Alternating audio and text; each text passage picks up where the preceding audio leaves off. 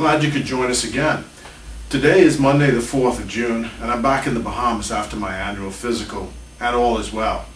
I told my doctors that I will live until I die. Last night, in the late hours of Sunday, 3rd June, the PLP headquarters caught fire, burned, and was extensively damaged. I joined the leader of the party, Right Honorable Perry Christie, and other colleagues including Melanie Griffin, Frank Smith, Glennis Hannah Martin, Shane Gibson, B.J. Nottage, and Leslie Miller at the scene of the fire.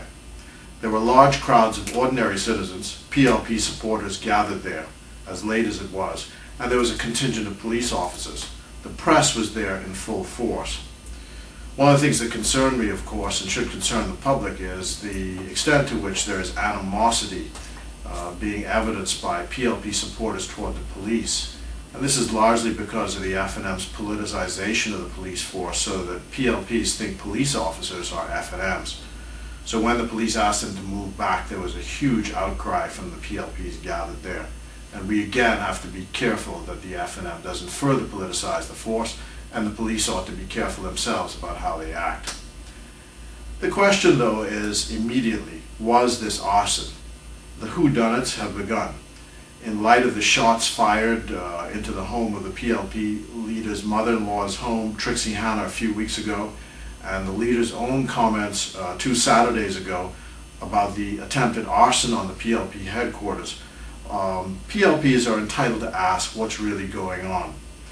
There's no secret, of course, that Hubert Ingraham ran one of the nastiest campaigns in the history of the country in this last election.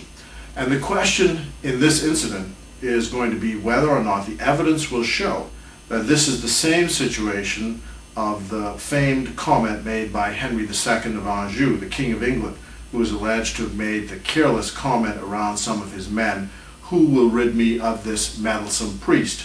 His men then took that to mean that they could go out and eliminate Thomas Becket, and that led to the famous or infamous murder in the cathedral at Canterbury. So is someone doing Hubert's doing and bidding unwittingly? Inquiring minds will wonder.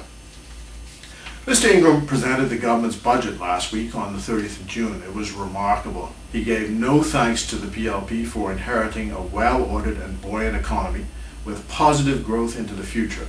And the press didn't bother to mention that this was the only possible outcome because of the hard work and structure of the government of the PLP under Perry Christie. Franklin Wilson, who is the chairman of Arawak Homes and does some analysis on these things, has pointed out that when you look at the actual budget and the figures, it is clear that there is evidence of the FNM's hypocrisy. They talked all during the campaign about how they were going to change the land policy because, according to them, the PLP was supposedly selling land to foreigners. Never mind the fact that during the PLP's term, we had the biggest buyback of Bahamian land in the history of the country. But Mr. Wilson points out that when you look at the buoyancy or the rate of reliance that the FNM's budget has on stamp duty and the increases they expect from stamp duty alone, it is clear there'll be no change in the land policy. And there really can be none, even if Mr. Ingraham wanted to, because his benefactors are all in the real estate business, or most of them. It is a core belief of mine that the reason why so many of them were willing to spend their millions to get Mr. Ingraham back in office is because they want to get their hands on Bahamian land. I can guarantee you that they will under Mr. Ingraham's watch. This is hypocrisy of the first order. I looked at the budget estimates, for example, for spending on the Royal Bahamas Defense Force. That force was established under the PLP, stripped of its dignity under the FNM, and its dignity was restored under the last PLP administration. But it appears that defense officers did not think that the PLP gave enough, and they voted, it appears, in large numbers for the pig in the poke that we now have as Prime Minister. He announced that he will spend $50 million in the RBDF and on its equipment. This is great. But he forgot to mention that the PLP had planned to do it anyway because the study was done by the Canadian Bahamian experts under the PLP's direction, and they said this was an investment that was absolutely important to make. Yet, Mr. Ingraham stood in Parliament and gave no credit for any of it to the PLP. The hard part about it is that the RBDF officers who voted FNM will never think that it was the PLP that did all of this. The same comment can be made about the salary increases they will get. All of this was done by the PLP.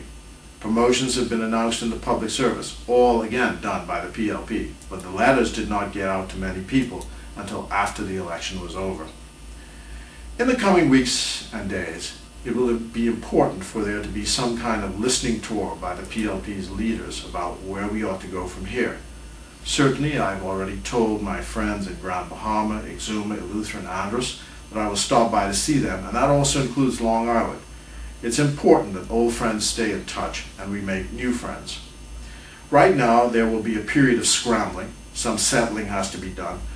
The psychologists tell us that this loss to many of us will be like a death in the family, or an event of equally catastrophic personal proportions.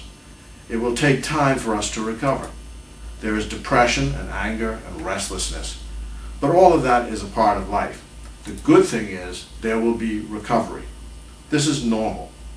The loss is unsettling, it's embarrassing to many, it's disgraceful to others. It makes many people angry that people could be so blinded by the trickster that we now have as the Prime Minister. They do not want the PLP to be polite in his face, but to show him the same rudeness and discourtesy that he showed us while he was in opposition. Whatever happens, it's important that we all stick together.